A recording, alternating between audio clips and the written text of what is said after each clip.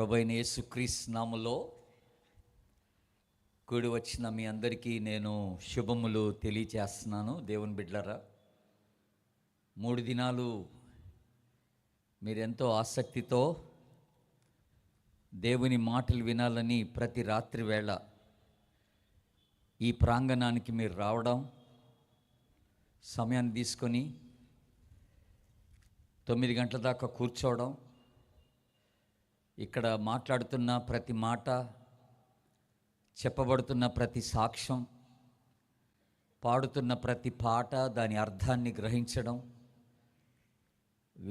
అలాగే చెప్పబడుతున్న వర్తమానాన్ని మేము వినడం, ఇదంతా కూడా మీరు చేస్తూ వస్తున్నారు. అందుని బట్టి మిమ్మల్ని అందరినీ నేను ఎంతో అభినందిస్తున్నాను. దేవుని దాసులు, దైవజనులు, మరి జోషిక రాయ్ గారికి నా ప్రత్యేకమైనటువంటి వందనాలు చెల్లిస్తున్నాను. వారి ప్రేమతో ఈ రీతిగా నన్ను ఆహ్వానించి ఈ చక్కని అవకాశాన్ని కలిగించారు.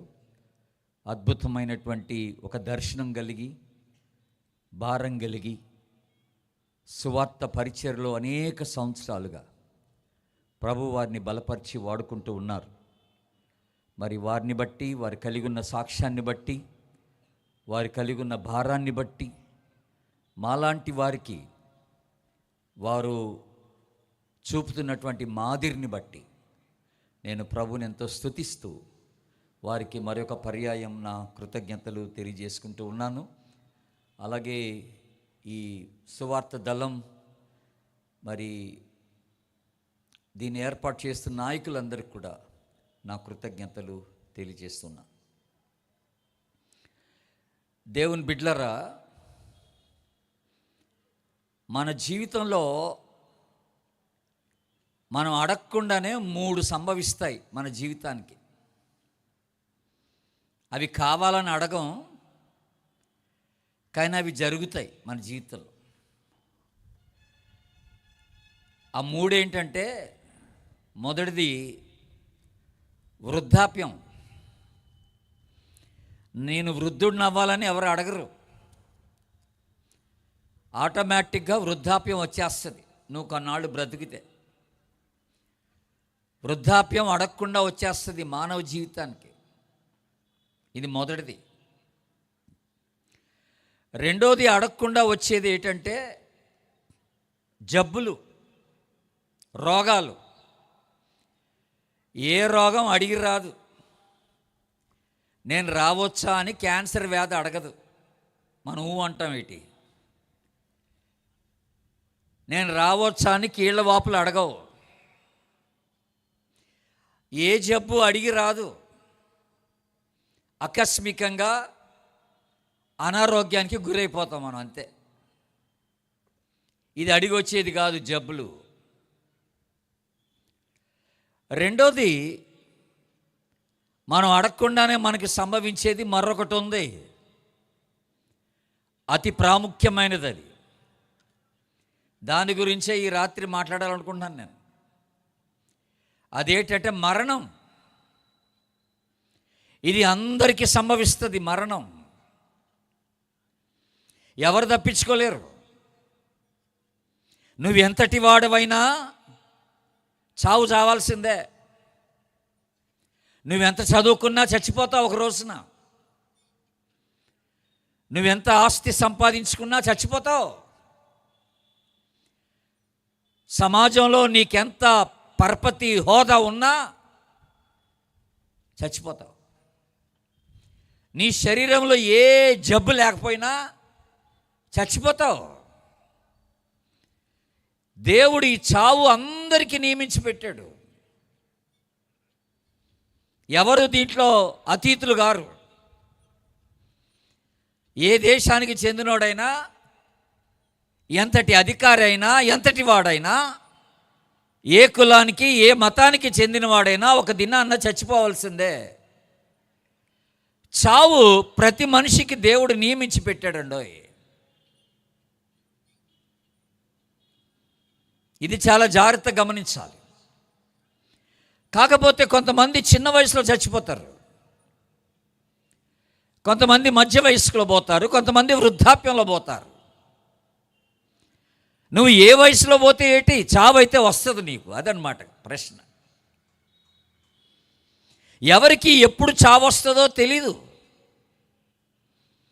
అది ఎప్పుడు సంభవిస్తుందో తెలియదు కనుక మరణం అంటే అందరికీ భయం, అందరూ భయపడతారు. ఈ మనిషి చచ్చిపోతున్నాడంటే పోతే పోన్లే అని ఎవరు అనరు. ఆ మనిషి మళ్ళీ బ్రతకాలనే కోరుకుంటారు అందరూ. అయితే దేవుని బిడ్డలారా, ఈ రాత్రి నేను మరణాన్ని గురించే మాట్లాడాలనుకుంటున్నాను. మరణం పైన అధికారం కలిగిన ప్రభు ఒక వ్యక్తిని చంపాలన్నా బ్రతికించాలన్నా అధికారము కలిగినటువంటి వాడు యేసు ప్రభు. ఈ రాత్రి నేను బైబిల్లో చెప్పినట్టుగా 3 రకాలైన మరణాలు చెప్పాలనుకున్నాను. బైబిల్లో 3 రకాలైన మరణాల గురించి రాయబడి ఉంది. ఆ 3 రకాలైన మరణాలు ఏంటో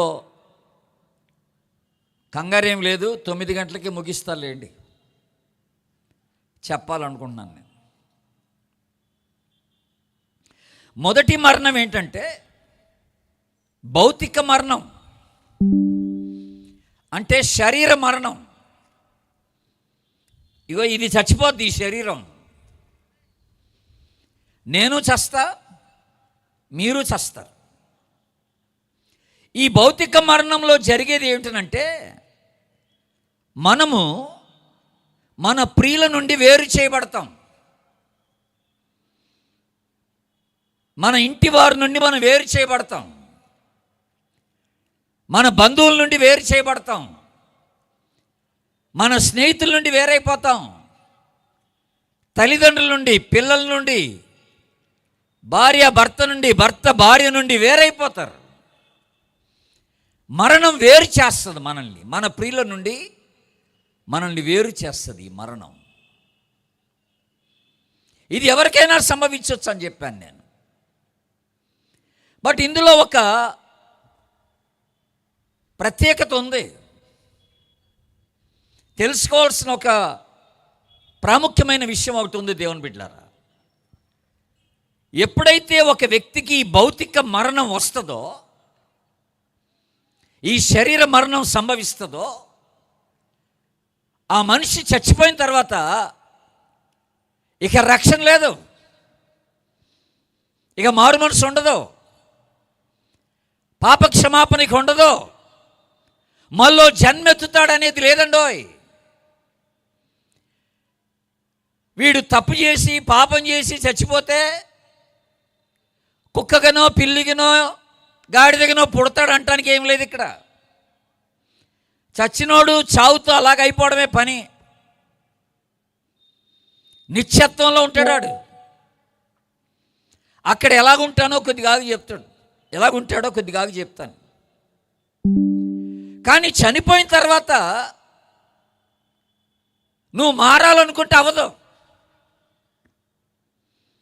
చనిపోయిన తర్వాత నా పాపాలు ఒప్పేసుకోవాలంటే అవదది. ఆ అవకాశం దేవుడు ఎవరికి ఇవ్వడం. అది బ్రతికున్నప్పుడే జరగాల్సిన పని. అది విషయం ఏంటంటే దేవుడు మనకి చావకుండా మన ఆయుష్ని ఒక్కొక్క దినం పెంచుకుంటూ వస్తున్నాడంటే దాని అర్థం ఏంటంటే నీకు ఒక అవకాశం ఇస్తున్నాడని అర్థం అన్నమాట. నువ్వు మారడానికి, నీ బ్రతుకు మార్చుకొని, నీ ప్రవర్తన మార్చుకొని, నీ జీవితాన్ని మార్చుకొని, నువ్వు యేసు ప్రభు దగ్గరకు వచ్చి నీ పాపాలు ఒప్పేసుకొని యేసు ప్రభుని అంగీకరించడానికి నీకు ఒక అవకాశం ఇస్తున్నాడు అనమాట. అందుకనే ఒక్కొక్క రోజు పొద్దున్నే నువ్వు లెగుస్తున్నావు, జీవంతో లెగుస్తున్నావు, చచ్చిపోకుండా. ఎంతోమంది నిద్రలోనే పోయిన వాళ్ళు ఉన్నారు. టక్కని యాక్సిడెంట్ అయిపోయిన వాళ్ళు, రోడ్డు మీద పోయిన వాళ్ళు ఉన్నారు. గుండాకి చచ్చిపోయిన వాళ్ళు చాలామంది ఉన్నారు. మరి ఈరోజు మనందరం సజీవంగా ఈరోజు బ్రతుకున్న వాళ్ళంతా బతుకున్నారంటే ఎందుకు కారణం? వాళ్ళ విషయంలో దేవునికి ఏదో ఒక ఉద్దేశం ఉందన్నమాట. ప్రభుని ఎరిగిన వాడు ప్రభు కొరకు ఏదో చెయ్యాలి, ప్రభుని ఎరగని వాడు ప్రభుని ఎరగాలి, దేవుడెవరో తెలుసుకొని వాడు తెలుసుకోవాలా, మారు మనసు పొందనోడు పొందాలా. అందుకే అవకాశం. ఈ శరీర మరణం తర్వాత ఇక రక్షణ అనేది అక్కడికి వెళ్ళి ప్రభు దగ్గరికి వెళ్ళి ఆయన కాళ్ళ యాళ్ళ పడి, ప్రభువా నన్ను క్షమించు, నన్ను నరకానికి తీసుకెళ్ళబాక, ఆ మంటలో వేయబాక, తప్పైపోయింది, నా పాపాలు క్షమించు ప్రభా, నా కాళ్ళ యాళ్ళ పడి బ్రతిమలాడుకుంటే అక్కడ ఏం జరగదు అబ్బాయి. బైబిల్లో ఓ మంచి ఉపమానం చెప్పాడు బైబిల్లో దేవుడు, యేసు ప్రభు. ఒక ధనవంతుడు ఉన్నాడంట, ఓ పేదోడు ఉన్నాడంట. పేదోడు ఎప్పుడు ఈ ధనవంతుడి ఇంటి ముందే అడుక్కుంటున్నాడు. ధనవంతుడు రోజు ఆయన దోస్తున్నాడు ఆ పేదోడిని. పేదోడు అడుక్కుంటున్నాడు కానండి, ఆడికి దేవుని పట్ల కొంత భయం ఉంది, భక్తి ఉంది.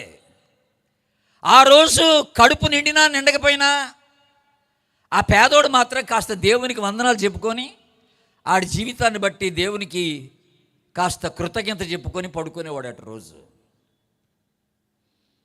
ఒక రోజున వీళ్ళిద్దరు చచ్చిపోయారు. ముందు పేదోడు చచ్చిపోయాడు. పేదోడు చావడం ధనవంతుడు చూశాడు. ఆశ్చర్యం ఏంటంటే, పేదోడు చచ్చిపోతే పరలోకం నుండి దేవదూతలు వచ్చి ఆయన తీసుకెళ్ళిపోయారు. ఆశ్చర్యం. ఆ సంగతి అందరు చెప్పుకున్నారు ఊరిలో. ఈ ధనవంతుడికి కూడా తెలిసింది ఆ సంగతి. పరలోకం నుండి దేవదూతలు వచ్చి ఎత్తుకెళ్ళిపోయి, ఎందుకంటే ఆడికి నా అన్నవాడు ఎవడు లేడు ఈ భూమి మీద, పాతి పెట్టేవాడు లేడు. దేవదూతలు వచ్చి తీసుకెళ్ళిపోయారు ఆడిని. ధనవంతుడు చచ్చిపోయాడు కొన్నాళ్ళకి. ఇప్పుడు ఆశ్చర్యం ఏంటంటే, ఈ ధనవంతుడు పాతాళంలో పడ్డాడు, పోయి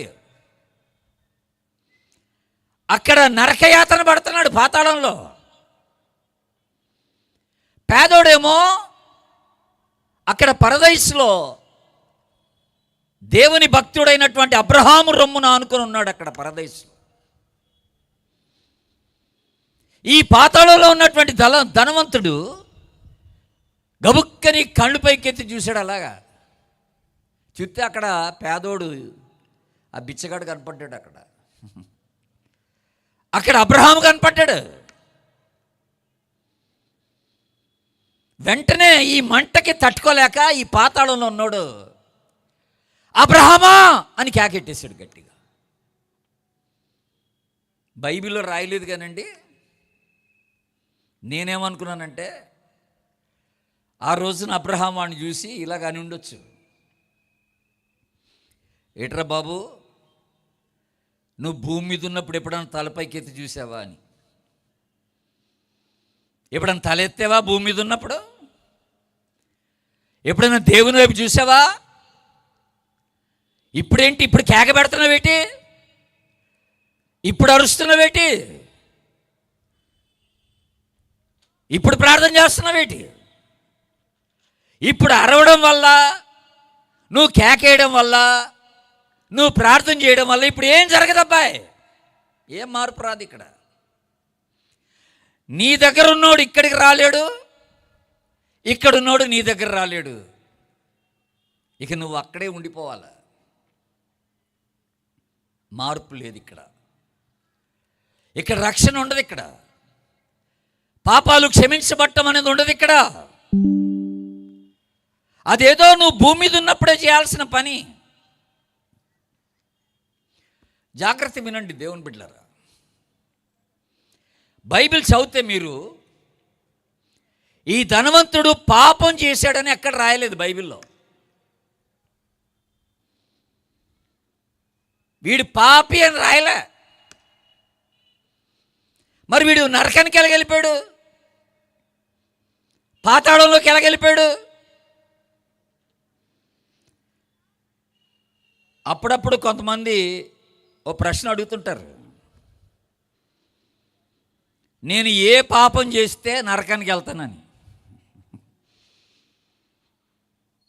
నేను ఏ తప్పిదం చేస్తే పాతాళంలోకి వెళ్ళిపోతాను, నరకంలోకి వెళ్ళిపోతానని అడుగుతారు కొంతమంది. మరి వీడు ఏ తప్పిదం చేయలే, ఈ ధనవంతుడు పాపం చేశాడని బైబిల్ రాయలేదు. మీకు ఒక ఆశ్చర్యకరమైన మాట చెప్పమంటారా?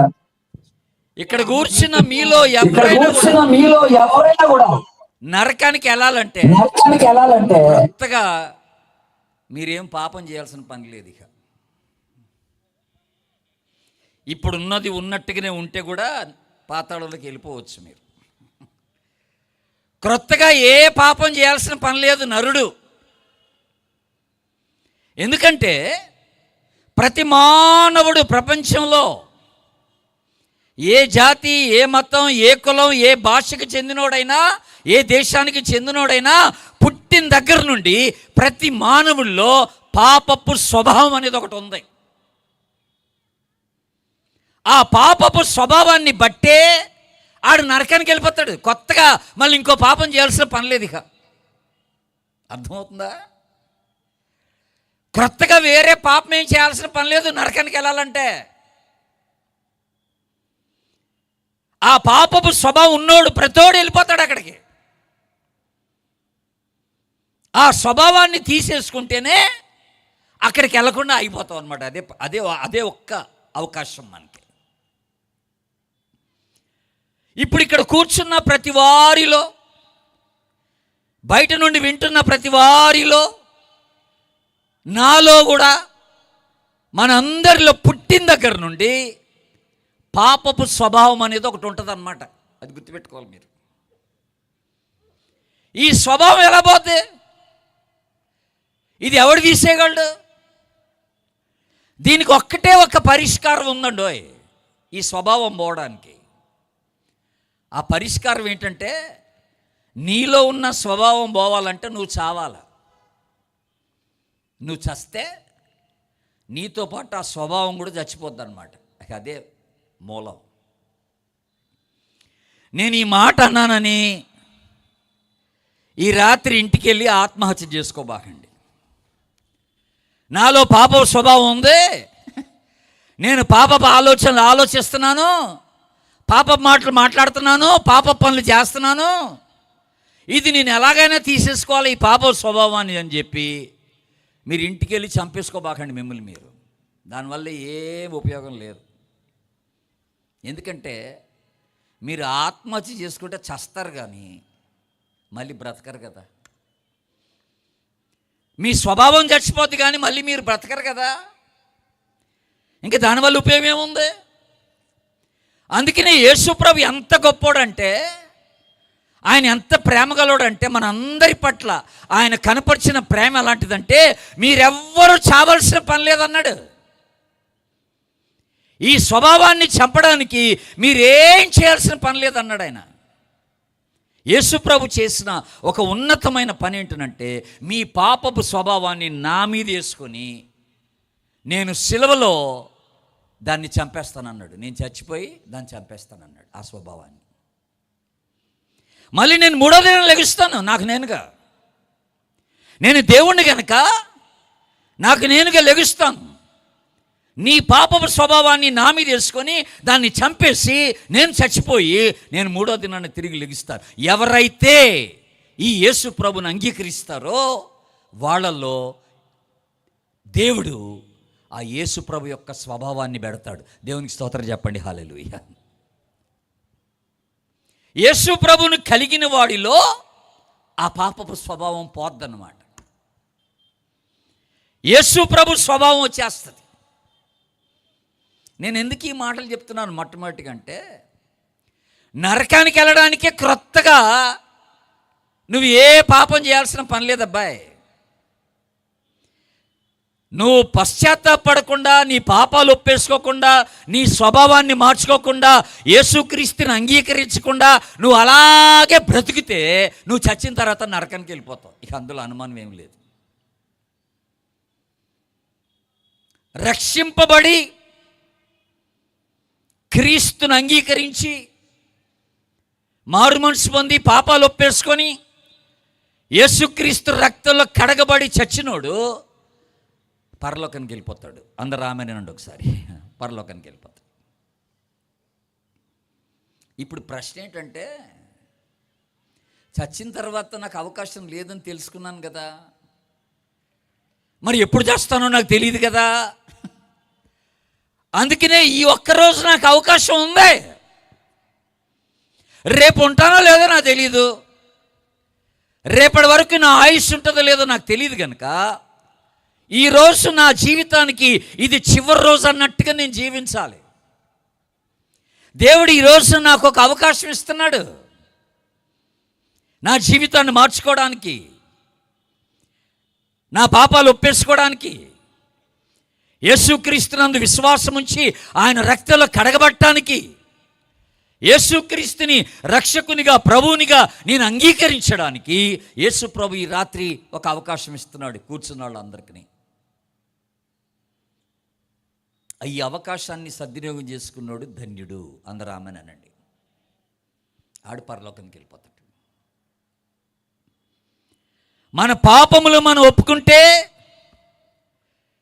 ఎంతటి పాపమైనా సరే ఆయన నమ్మదగినోడు, నీతిమంతుడు కనుక ఆయన మన పాపములను క్షమించి సమస్త దుర్నీతి నుండి మనలను పవిత్రులుగా చేస్తాడని ఆయన సెలవిస్తున్నాడు. నువ్వెవరివైనా సరే నా యొద్దకు వచ్చు వాణ్ణి నేను ఎంత మాత్రం త్రోసివేయను అన్నాడు ప్రభు.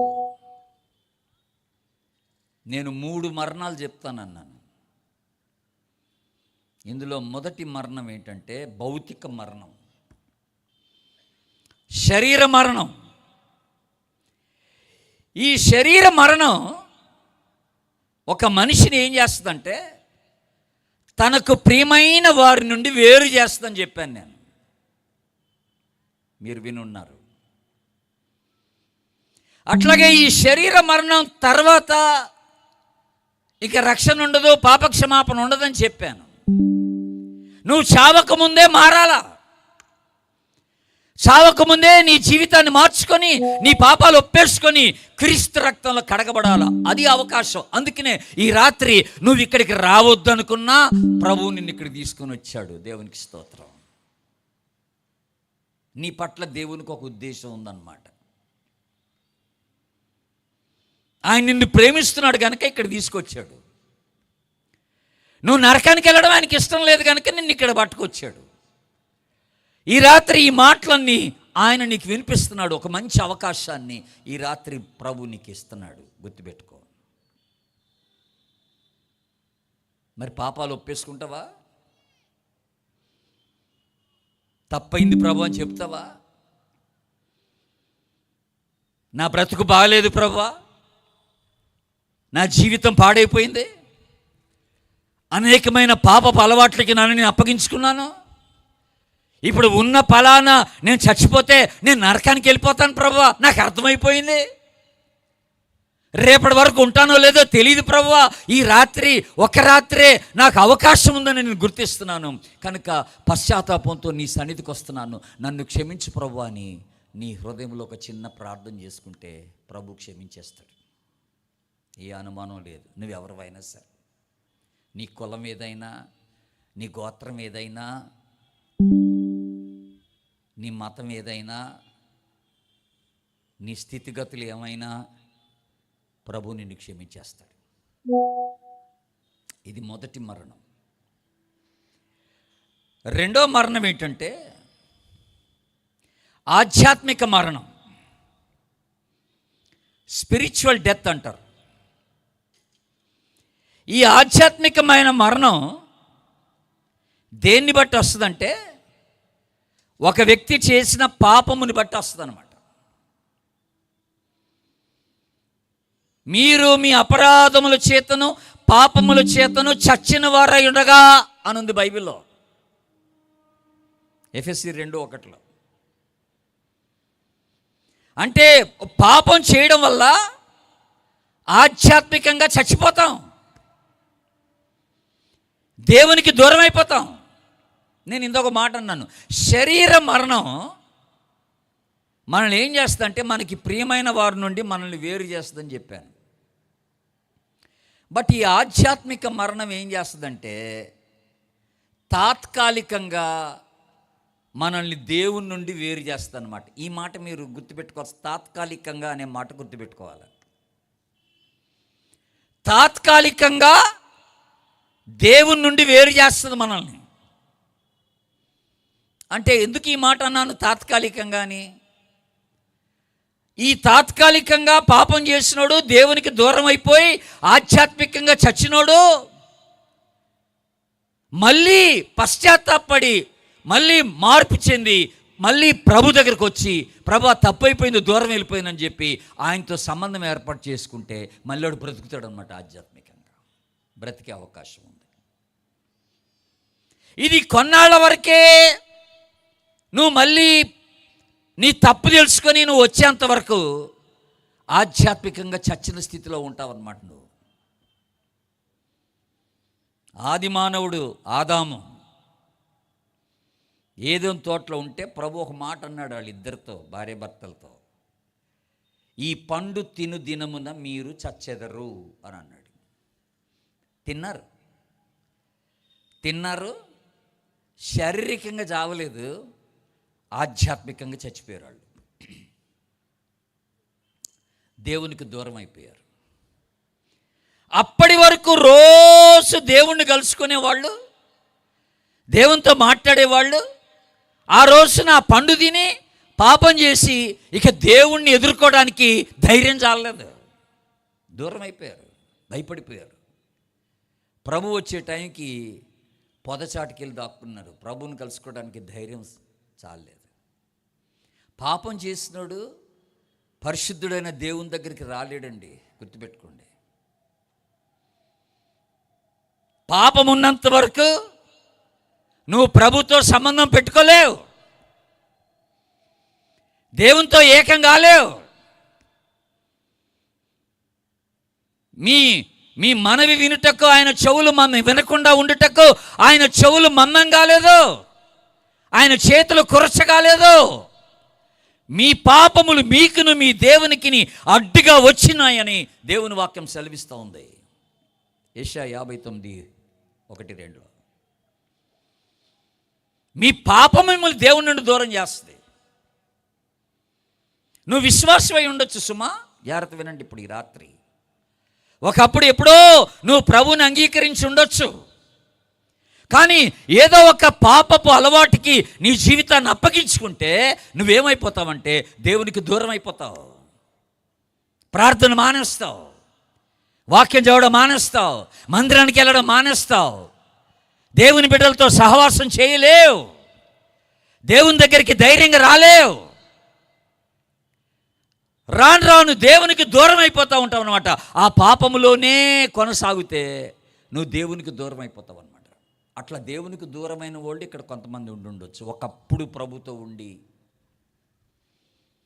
పాపమును బట్టి ఏదో ఒక చెడు అలవాటికి లోనైపోయి అందులో నుంచి బయటపడక దేవునికి దూరం అయిపోయిన వాళ్ళు ఉండొచ్చు కొంతమంది. ఇది ఆధ్యాత్మిక మరణం. బైబిల్లో ఒక ఆయనకి 2 కొడుకులు ఉన్నారని చెప్పారు బైబిల్లో. వాళ్ళు చిన్నోడట ఆస్తి తీసుకుని వెళ్ళిపోయాడు తండ్రిని వదిలేసి. కొంతకాలం అయిన తర్వాత ఆస్తి అంతా ఖర్చు పెట్టేసుకున్నాడు, జీవితం పాడు చేసుకున్నాడు. మళ్ళీ మా నాన్న దగ్గరకు వస్తాను అనుకున్నాడు. పశ్చాత్తాపడి వాళ్ళ నాన్న దగ్గరికి వచ్చాడు. వాళ్ళ నాన్న దగ్గరికి వస్తే వాళ్ళ నాన్న తన దగ్గర ఉన్న సేవకులు పని వాళ్ళందరినీ పిలిచి ఏమన్నాడో తెలుసా? ఈయన కుమారుడు చచ్చి బతికాడు అన్నాడు. చనిపోయి బ్రతికెను, తప్పిపోయి దొరికెను అన్నాడు. వీడు ఎప్పుడు చచ్చాడు? భౌతికంగా చావలే, ఆధ్యాత్మికంగా చచ్చిపోయాడు అనమాట వీడు. ఇది ఆధ్యాత్మిక మరణం. నేను ఇందా మాట అన్నాను, ఈ ఆధ్యాత్మిక మరణం మనల్ని ఏం చేస్తుందంటే తాత్కాలికంగా దేవుని నుండి దూరం చేస్తుందని చెప్పాను. తాత్కాలికంగా, ఆ మాట మీరు అండర్లైన్ చేసుకోవాలని చెప్పాను నేను. అంటే తాత్కాలికం అంటే మళ్ళీ వచ్చే అవకాశం ఉందన్నమాట, తప్పిపోయిన కుమారుడిలాగా. దూరం వెళ్ళిపోయిన వాళ్ళు దగ్గర రావచ్చు. ఇప్పుడు మళ్ళీ మరొకసారి దేవునికి సమర్పించుకోవడానికి అవకాశం ఉందండోయ్. నువ్వు మళ్ళీ పశ్చాత్తాపడి ప్రభు దగ్గరకు వచ్చి, తప్పైపోయింది ప్రభువా, నేను నీకు దూరం వెళ్ళిపోయాను, నన్ను క్షమించు ప్రభువా, నాకు ఒక అవకాశం ఈ ప్రభు అంటే ప్రభు మళ్ళీ చేర్చుకుంటాడు మిమ్మల్ని. దేవునికి స్తోత్రం చెప్పండి. హల్లెలూయా. చేర్చుకుంటాడు మళ్ళీ, అనుమానం ఏం లేదు ఇందులో. తాత్కాలికంగా ఎడబాటు దేవుని నుండి, బట్ నువ్వు నిజంగా పశ్చాత్తాపడి ప్రభు దగ్గర రావాలని ఇష్టపడితే దేవుడు నిన్ను మళ్ళీ చేర్చుకుంటాడు. ఇది రెండో మరణం. మొదటి మరణం ఏమన్నాను? భౌతిక మరణం లేక శరీర మరణం. రెండో మరణం ఏమన్నాను? ఆధ్యాత్మిక మరణం. ఇది పాపమును బట్టి వస్తుంది అన్నాను. ఇప్పుడు మూడో మరణం ఒకటి ఉంది, అది కూడా చెప్తాను, అది చెప్పి ముగిస్తాను. ప్రకటన గ్రంథం తీయండి. ఇప్పుడు ఇక్కడ కూర్చున్న వాళ్ళు అందరూ బైబిల్స్ ఉంటే ప్రకటన గ్రంథం 20వ అధ్యాయం తీయండి. అక్కడ ఒక మాట మీకు చదివి వినిపించాలని ఇష్టపడుతున్నాను నేను. ప్రకటన గ్రంథం 20వ అధ్యాయం 14వ వచనం చదువుతున్నాను, జాగ్రత్త వినండి. 14వ వచనం, మరణమును మృతుల లోకమును అగ్నిగుండంలో పడవేయబడెను. ఈ అగ్నిగుండం ఏ మరణం అంట? అందరు చెప్పాలి గట్టిగా, రెండో మరణం. అగ్నిగుండం అనేది ఒకటి ఉంది. దీనికి బైబిల్ పెట్టిన పేరేంటంటే రెండో మరణం అన్నాడు. ఎందుకంటే భౌతిక మరణం ఒకటి ఉంది, ఇదేమో రెండో మరణం అన్నాడు. కానీ ఈ రెండిటికి మధ్య ఇంకో మరణం చెప్పాను మీకు, అదేంటంటే ఆధ్యాత్మిక మరణం. అదొకటి చెప్పాను మీకు. బట్ ఈ అగ్నిగుండంలోకి వెళ్ళేవాడు ఏమైపోతాడో తెలుసా అండి? ఇది చావే, ఇది మరణమే. ఈ మరణానికి బైబిల్ పెట్టిన పేరు ఏంటంటే రెండో మరణం అని పేరు పెట్టారు దీనికి బైబిల్లో. ఇది మన మూడో రకమైన మరణం అన్నమాట. ఇది ఇక్కడ జరిగేది ఏంటో తెలుసా అండి? ఇక్కడ కూడా నువ్వు దేవునికి దూరం అయిపోతావు, కానీ నిరంతరంగా దూరం అయిపోతావు, ఇంకెప్పటికీ రావు దేవుని దగ్గరికి. అది తేడా. ఆధ్యాత్మికంగా చచ్చినోడు తాత్కాలికంగా దేవునికి దూరం అయిపోతాడు. కానీ ఈ అగ్నిగుండంలోకి వెళ్ళిపోయినోడు దేవునికి నిత్యంగా దూరం అయిపోతాడు. ఇక దేవుని దగ్గరికి ఎప్పటికీ రాలేడు. ఇక ఇక్కడికి వెళ్ళినోడు మళ్ళీ దేవుని దగ్గర రాలేడు. ఇక అయిపోయింది ఆడి పని, చాప్టర్ క్లోజ్. ఈ అగ్నిగుండం భయంకరం.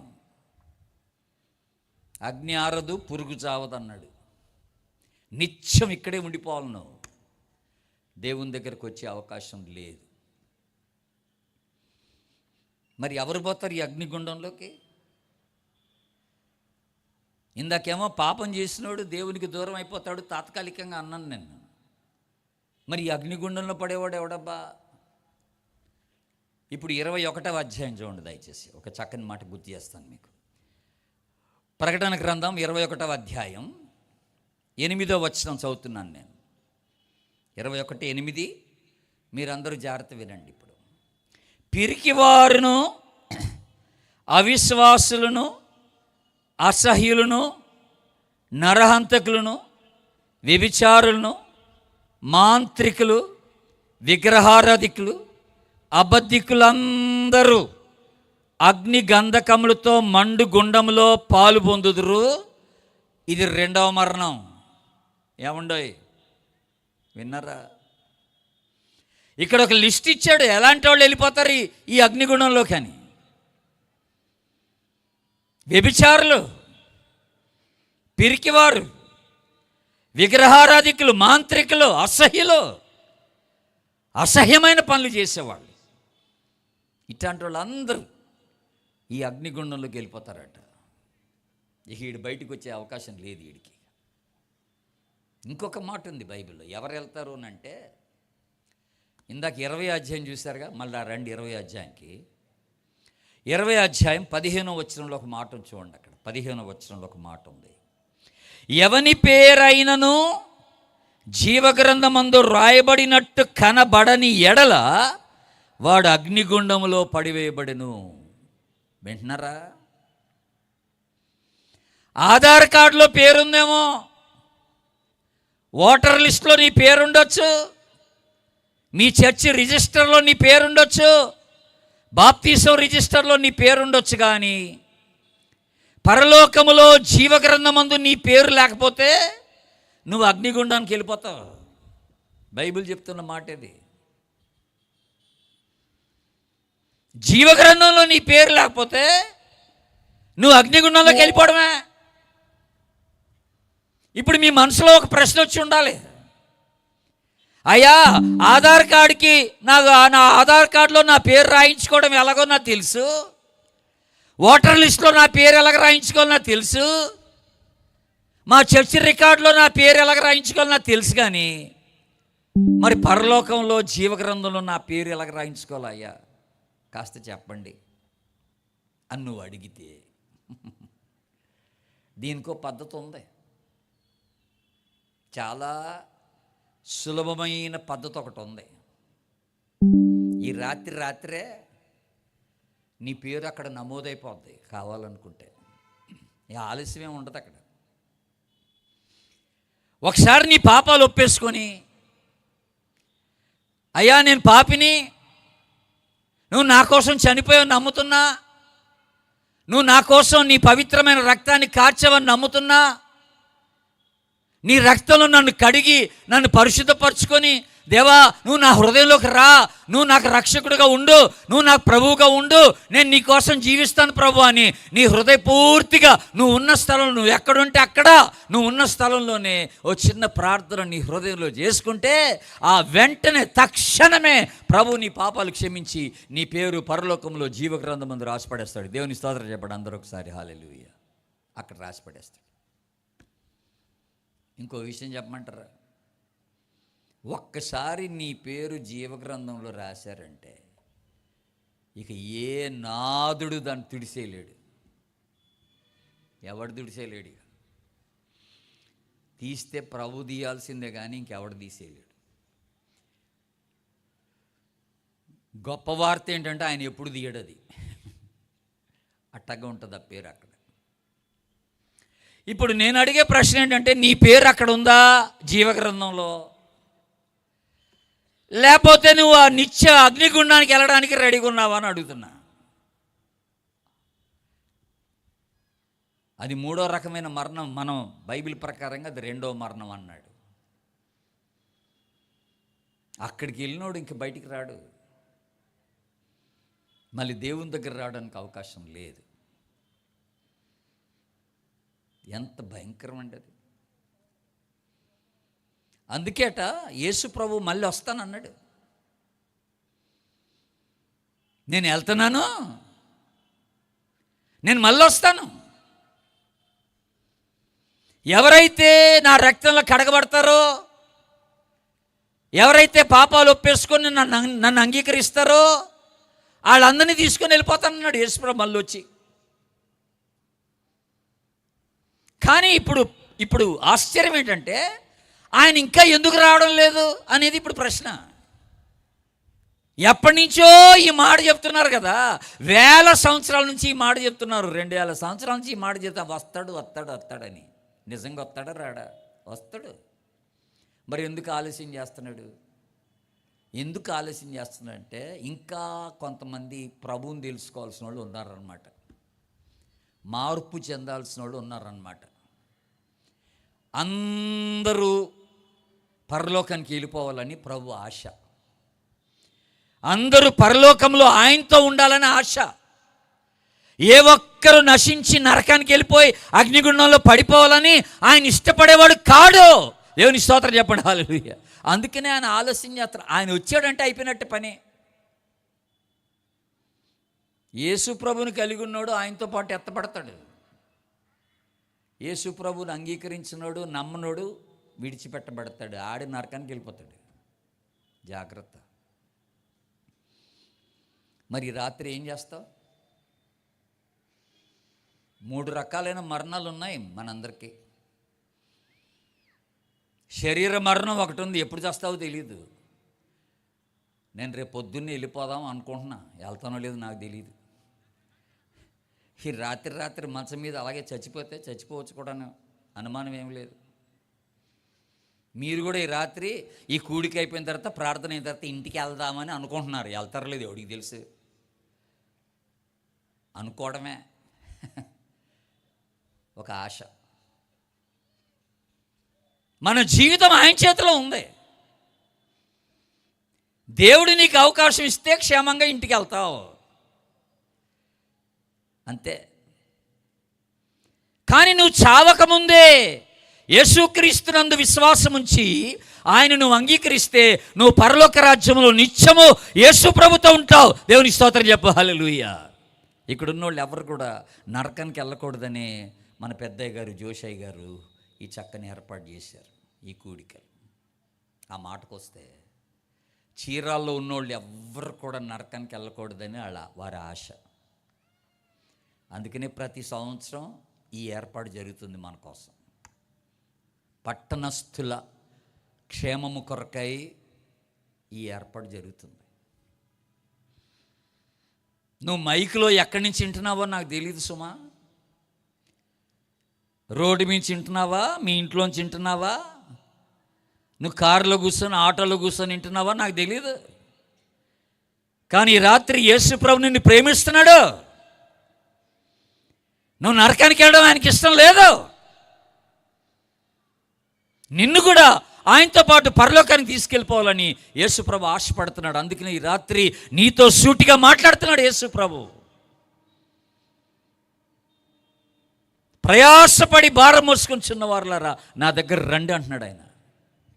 నేను మీకు రక్షణ ఇస్తాను,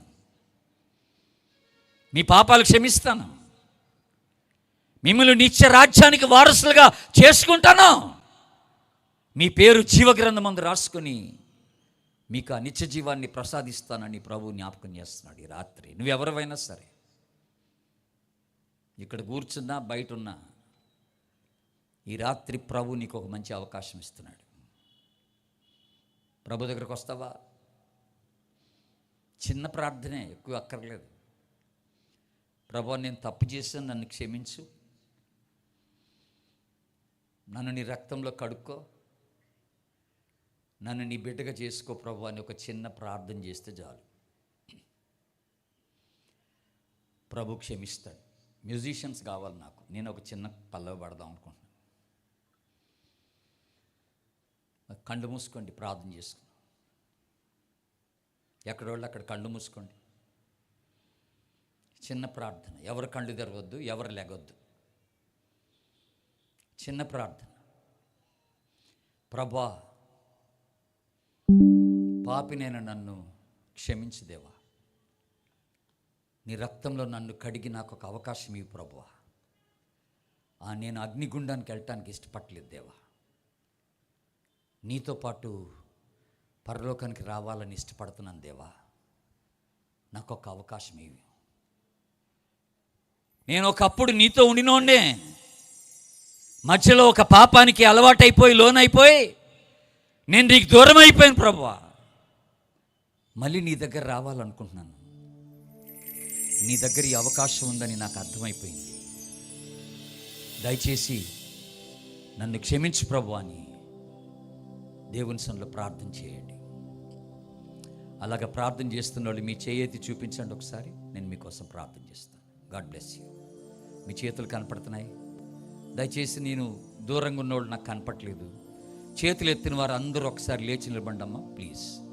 దయచేసి చేతులు ఎత్తిన వారు లేచి నిలబడండి.